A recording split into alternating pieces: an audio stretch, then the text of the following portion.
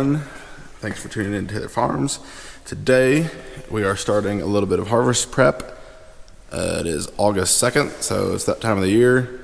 We're doing some work to one of the bean heads. We're replacing every single one of these guards, is what they're called, on this bean head. It's really hard to see, but right here on part of the cutting edge is a little bit rounded off, and we're also going to replace some of these.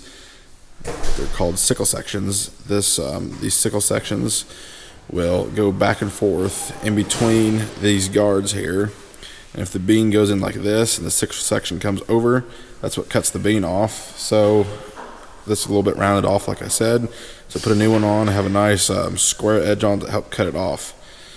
So we're going to get all these pulled off. These are come off in twos, and then we're going to replace quite a few of these sickle sections. As you can see, we already got started down here. If you undo them all at once like we did, the whole thing kind of comes down, so we'll pull these off. Let's see if I can get this one like so, and we'll put new sickle sections on and bolt it back up. Alrighty, so we got the guards and the sickle sections and the bar off, and Dad decided that he's just going to go ahead and replace this. Is the flipped over. He's going to go ahead and replace this bar, and they actually come from Berkey's with all the sickle sections on it, so we won't have to put those on. So we're going to get all the guards on, and hopefully they have it in stock. If not, we'll have to wait to get it in. And then what we can do once we get all the guards on is just start on that end, take that sickle bar, and then shove it all the way through once the guards are on there.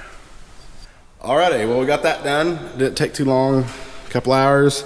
As you can see, got all fresh, brand new guards on here and sickle sections, and you can't see, but the sickle sections are mounted to a brand new sickle bar as well. So this bean head is ready to go.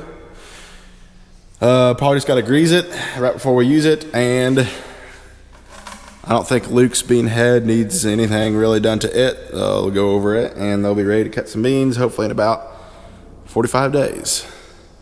Good afternoon, everyone. It is August 20th, Saturday. It's been over a week and since we last saw you guys, because we've had a busy week going on. Last Friday we had our cousin get married. This Friday, so yesterday, we had our best buddy get married. And then in between those two weddings, Jonathan and I went out to New Mexico on a bear hunt with my wife. Unfortunately, we were unsuccessful, but we still had a great time. So that's what we've been doing this whole week.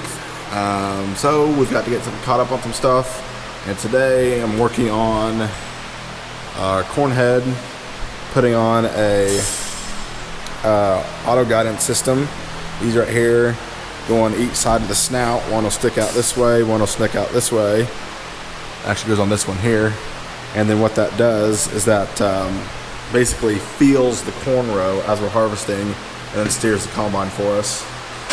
Yes, I'm sure we'll get some haters for having auto steer and corn, but hey, it's nice. I did this to our corn head 2 years ago, but we have since gotten rid of that corn head, and so I'm going to put on this corn head. We had 2 corn heads running last year, planning on just having one this year. So we got rid of the older one that was 3 or 4 years old, and this is just this one's second season. So I'm going to get that put on and show you guys the process. And this sensor that these feelers mount to have to be mounted up in this snout. And so we actually have to cut out some plastic for this to fit. So we're going to do that right now.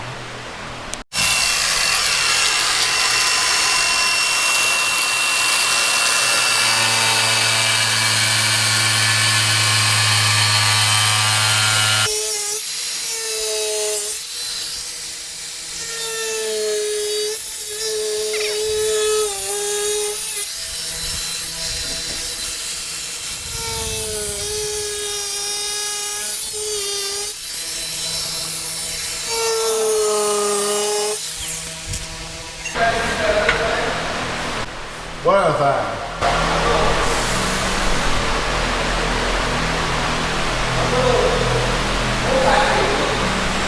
Oh, I mean maybe, but I got it done now. Okay, we'll get that popped out of there.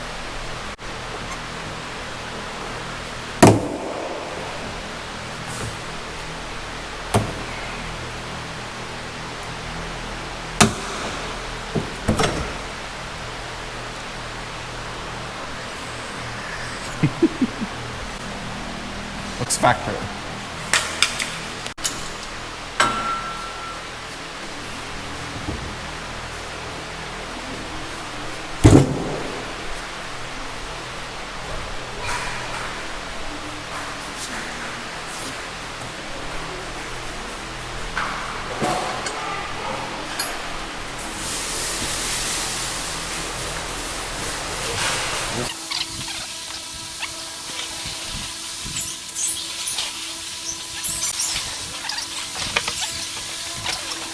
Take those dove hunting.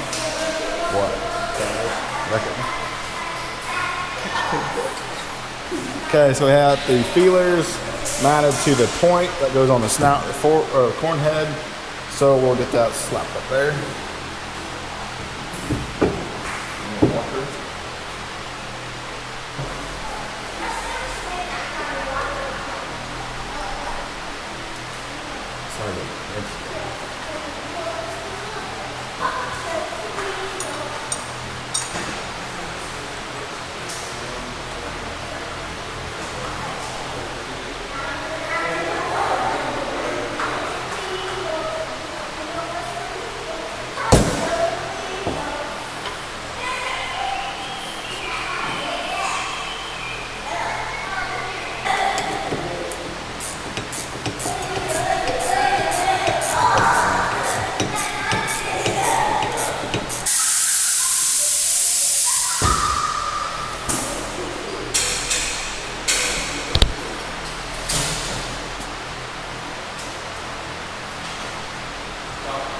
Okay, so here's what the feelers look like after they are mounted.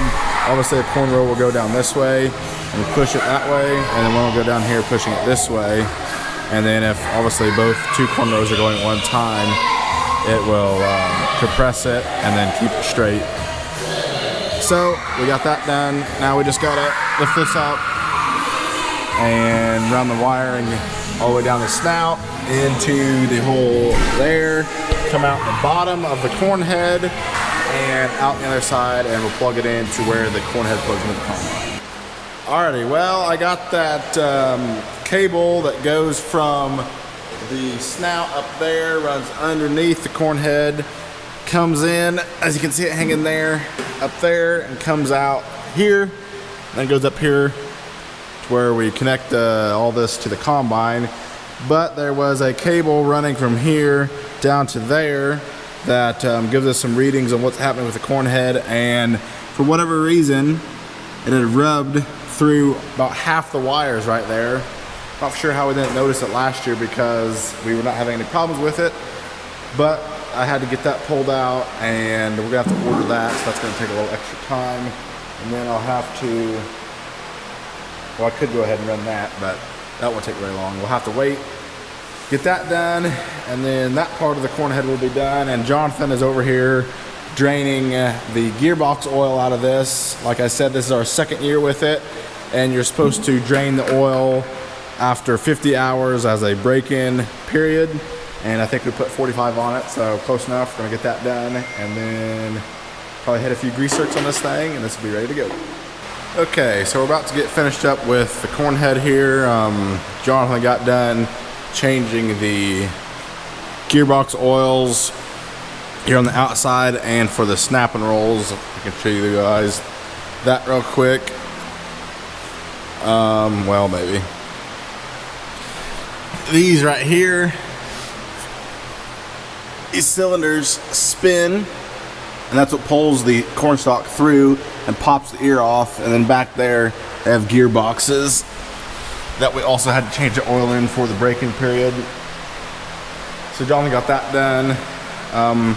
I've basically got the head sight done. I got this cord run through here, coming from the snout up there with the feelers on it, but there was a cord that came up through here and mounts right here that you plug the combine into, and it was rubbed basically through. Well, it was either rubbed through or the mice chewed it.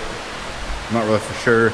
So Luke went to the Royal King to get some splice stuff for this real small wire. As you can see, this stuff is really small. Focus. And also, Dad is outside here. He's inside the bin here that we're gonna put our seed beans in. Actually, he's in that one over there. But he goes through after we unloaded him this past spring and hauled him off to the seed bean place. We go back through like he's doing right now, sweep them again, blow them out with a leaf blower, and then vacuum everything up, because the seed stock company will come and inspect the bins, and they have to be perfectly clean in order for them to pass for us to store our seed beans in them. So Dad's doing that right now. He usually does that every year. He likes to make sure they get nice and clean. And so I think maybe rest of today, finish up the corn head, wax Dad's 250. Luke's just got to do some buttoning up of some wiring harness that he had to put on that came in for his planter for next year. And then we will maybe get the other bean head pulled in here, maybe a combine as well. Okay, so here's what these wires look like. All sorts of focus here. All messed up. So Luke just got back with some splice stuff that we needed for this small wire. I didn't have anything for this smaller gauge, so I'll get this all spliced up and get putting it back onto the corn head. Okay, so here's what this looks like after we got the butt splices on the wires, wrapped it in electrical tape, and put the shrink wrap over that. We will get it pulled through from this end, and then do the same to this, and have to connect these back onto it. Should be simple enough. Okay, so that's the split. I got it all taped up. I just gotta go up here and zip tie it all along there, and then we'll be back there on the back side of the corn head. Okay, so I got the cords run up through behind these hoses here. Put the hoses back on, got them all zip tied up here, and then bundled up nicely here. So whenever we hook up this to the combine, main power there, and then one cord there. So it looks pretty good. Our goal was to make it look factory. And over here, Luke and Jonathan are finishing up Dad's tractor.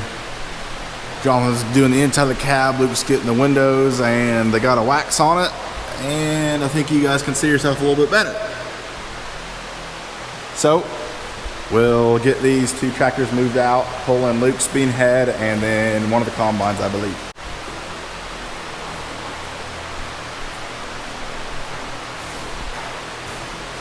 She's a bit of a sausage. Are you good, puppy?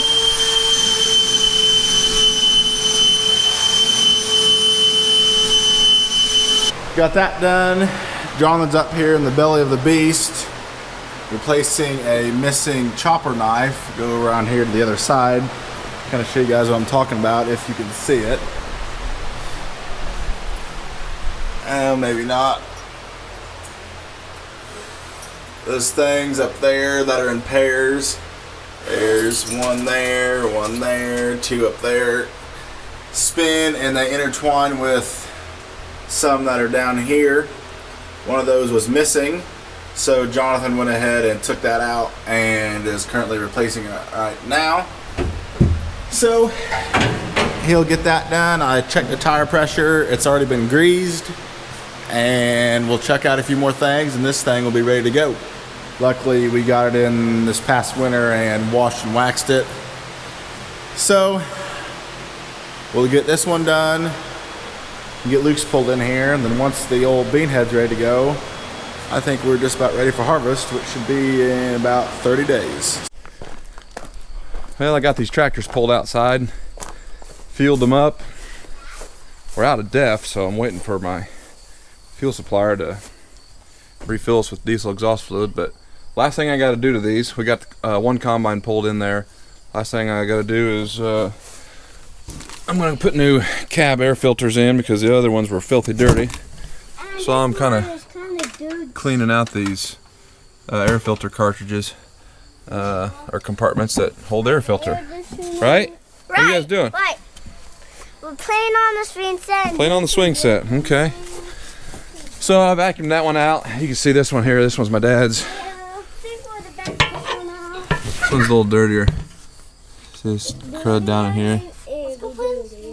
That'll just suck into the air filter. So I'm going to vacuum this out and put new filters in it.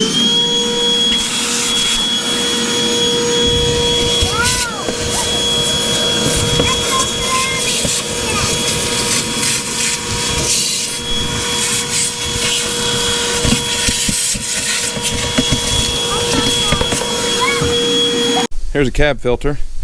You want clean air coming into your cab, so your air conditioner and heating system isn't overworking. Here we are talking about changing cab filters, and my granddad, for probably over half of his farming career, there was no such thing as a cab filter because those guys were tough and didn't farm with cab air conditioner heated tractors. This one will get pretty dirty also, and so we will we'll blow it out several times during the year. It only needs changed once a year, but definitely needs blown out several times, especially during the fall. So anyway, that's that. I'm gonna park these tractors for this evening. I think that'll be it. The boys are in there finishing up a few things on combine just for tonight, so we got lots more maintenance to do on things. Well, that's it for tonight. Tomorrow we'll probably be working on the combine some more.